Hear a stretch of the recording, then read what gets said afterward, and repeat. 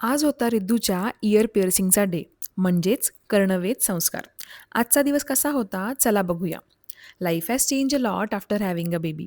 Welcome to my new minilog series hashtag I पण. हा आमचा रोजचा ब्रेकफास्ट आणि स्वतःचा ब्रेकफास्ट संपूनही आमच्या ब्रेकफास्टमध्ये सुद्धा वाटा मागणारा हा स्कूबी.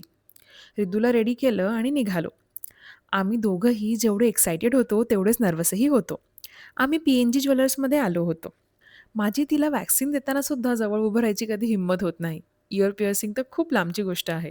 म्हणून हार्दिकच तिला घेऊन बसला होता. त्यांनी पेनाने मार्किंग्स करून आम्हाला सेंटर पॉइंट बरोबर आहे का ते एकदा चेक करायला सांगितलं. त्यांनी पहिला कान टोचताना जेव्हा रिद्धू रडली तोच आवाज मला सहन होत नव्हता, म्हणून दुसरा कान टोचताना त्यांनी मला रूमच्या बाहेर जायला सांगितलं होतं. बेबीज खूप स्ट्राँग असतात. ती अगदी 2 ते 3 मिनिटांमध्येच पूर्ण नॉर्मल झाली होती. पण तिच्या तो रडण्याचा आवाज ऐकून माझ्या अंगावर मात्र शहारे आले होते.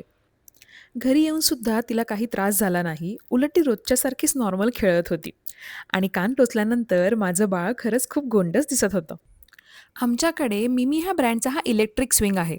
ह्याचा रिव्ह्यू विचाराल तर पहिले 2 महिने अंघोळीनंतर रिद्धू ह्यात छान झोपायची. पण आता मात्र तिला फक्त बेडवर झोपायला आवडतं आणि ह्याच्यामध्ये सीट बेल्ट लावून जेव्हा पण मी काही काम करत असते त्याच्यामध्ये ती छान बसून ह्या मून आणि स्टारकडे बघत बघत खेळत असते. कधी कधी तिच्यासोबत मी ह्याच्यात तिचा पिकाचूही ठेवून देते, त्यालाही बघत ती गप्पा मारत असते. त्यानंतर तिचा बनीवाला स्वेटर घालून तिला आम्ही खाली फिरायला नेलं होतं. बिकॉज हल्ली ती पानांकडे, पक्ष्यांकडे त्यांचा आवाज ऐकत एकटक बघत असते. आणि आज एदूच्या डॅडालाही सुट्टी, म्हणून त्या सुट्टीचा परिपूर्ण वापर करून घ्यायचं आम्ही ठरवलं होतं. बिकॉज बाकी दिवस जेव्हा हार्दिक ऑफिसला जातो, आम्ही दोघीही दिवसभर घरातच असतो. आजसाठी एवढंच. पुन्हा भेटूया पुढच्या मिनी व्लॉगमध्ये.